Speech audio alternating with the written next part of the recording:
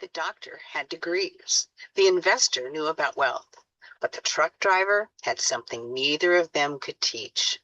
Most people just saw a simple truck driver. What they didn't see was the sacrifice behind every mile. By the end of that assembly, only one had the entire room in the palm of his scarred hands. Three dads showed up for career day. The one without the props was the one the students heard. The other speakers made assumptions about him before he ever even spoke. When his truck driving dad walked in, nobody expected him to steal the show. He was just somebody's dad, right? This son sat quietly in the library, and the father shared stories nobody there thought they would hear. What happened next mattered most to the one special person in the room, his son. Our title: The Most Powerful Career Day. Welcome to Dream Builders Diaries, building dreams one story at a time, and I'm Jeannie Craft. And here at Dream Builders Diaries, we dive deep into the personal stories of entrepreneurs and artists, innovators, and everyday visionaries just like you. We believe that every dream starts with a story worth telling. And by sharing these stories, we aim to empower you to create your own dream and the story behind it. But before we get started, grab a paper and a pencil if you don't already have one. Inspiration, ideas, and dreams come and go very quickly. Jot yours down. Just don't let yours get away. Standing between a doctor and an investor, this truck-driving father looked like the least impressive speaker in the room until he opened his mouth. If you've ever felt like your words wouldn't matter, listen to what happened when this dad got a chance to speak. The man in the $3,000 suit glanced at my hands before he even looked at my face. Maintenance is down the hall, he said politely. Air conditioning issue? I knew exactly what he saw.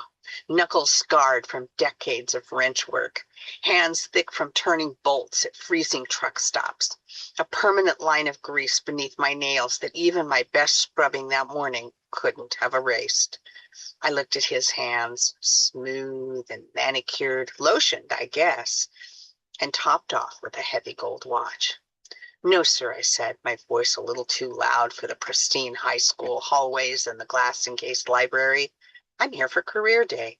I'm Mike, Justin's father. I stuck out my hand, but he didn't reach to shake it.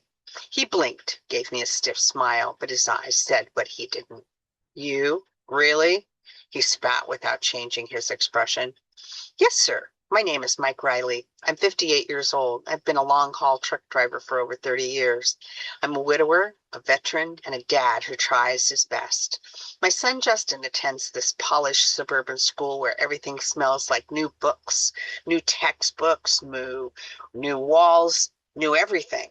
Kind of like money and wealth, I thought to myself. But I continued. This was Sarah's school, my late wife. She taught here. She loved the kids here. She practically lived here. And after she passed, the school created a scholarship in her name. So when Justin told his teacher I was a logistics and supply chain specialist and should speak at career day, I felt like saying yes was a way of honoring her. He acted like he had not heard much after Sir, so I just followed him into the shiny, bright new library. I had parked my old grade F-150 between the luxury SUV and a spotless German sedan. I walked in after a hot shower wearing my best jeans, a fresh flannel, and boots I'd shined twice. My hair was combed and combed and combed once again. Inside the library, the lineup of presenters read like a magazine cover. Dr. Chen, who's a neurosurgeon, opened with a futuristic video on brain mapping. Mr. Davies, the finance dad with the gold watch, followed with stock charts and phrases like leveraging capital and Q4 positioning. Justin sat in the back row. His shoulders were hunched. I could tell he was wishing he could disappear. Then the principal touched my arm. Mr. Riley, you're next. I walked to the front with nothing but my own voice. No slides, no videos, just the truth and the hope to define what I really do. Good morning, I began. My name is Mike Riley, and I'm not a doctor, and I'm not an investor. I didn't finish college. I'm a long-distance over-the-road truck driver.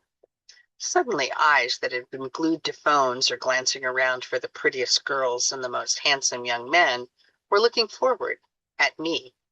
There were murmurs, some curious glances, a few raised eyebrows. My son calls me a logistics expert, I continued, which I guess means I drive a very big truck a very long way, and I figure I'm here to explain why that matters. I turned to Dr. Chen. Nice to meet you, doctor, I cleared my throat. What you do saves lives, but the tools you use, every circuit, every wire, every plastic casing, all of your gloves, your masks, and your surgical gowns, those didn't just appear out of thin air. Someone packed them in a crate. Someone loaded that crate on a boat or on a truck. And somewhere a long distance from where it began, it was again probably loaded on another truck or two. Someone drove them across the country. Then I nodded toward the finance dad. I nodded. He nodded back, I guess to acknowledge that we had met. And sir, those numbers you showed, they represent real things like food and medicine and steel and building supplies. This country doesn't run on unlimited Wi-Fi and spreadsheets. It runs on wheels, on people willing to travel thousands of miles so store shelves stay full and we can all eat strawberries in the middle of December or all year long, and we can drink lemonade in the north in the summer.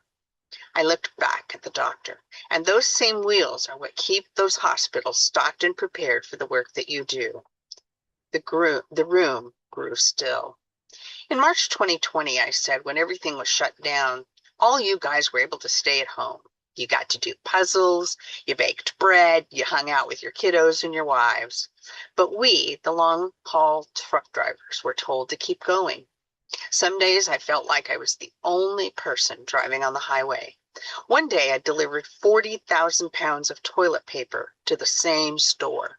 I was told it was sold before I could get it unloaded from the truck. My dispatcher cried on the phone because her own mom couldn't find any. You can't Zoom a bag of flour, and you can't download hand soap to keep a virus from spreading.